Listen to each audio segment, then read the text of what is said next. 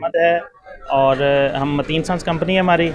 हम पाकिस्तान के top 3 importers में हैं सोलर के।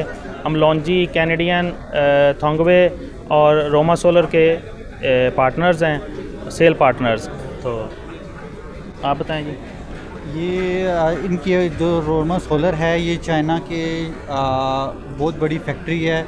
वहाँ पे हर पैनल, हर डिज़ाइन, वहाँ पे प्रोडक्ट तैयार होता है और जो हम पाकिस्तान में इनके डिस्ट्रीब्यूटर और एक्चुअली जो रोमा सोलर है इसकी हिस्ट्री ये है कि यहाँ पे बहुत सी जो नाउन कंपनियां हैं सोलर की, वो इनसे CMT करवाते हैं अपने, मतलब पैनल्स जो हैं इनकी फैक्ट्री से बनवाते हैं।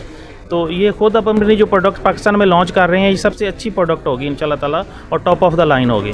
ठीक भाई। आप सोलर के हवाले से मतीन सन्स जो है वो अल्हम्दुलिल्लाह 4 साल से मार्केट में काम कर रहा है और अल्हम्दुलिल्लाह एक अच्छा नाम है मतीन सन्स का।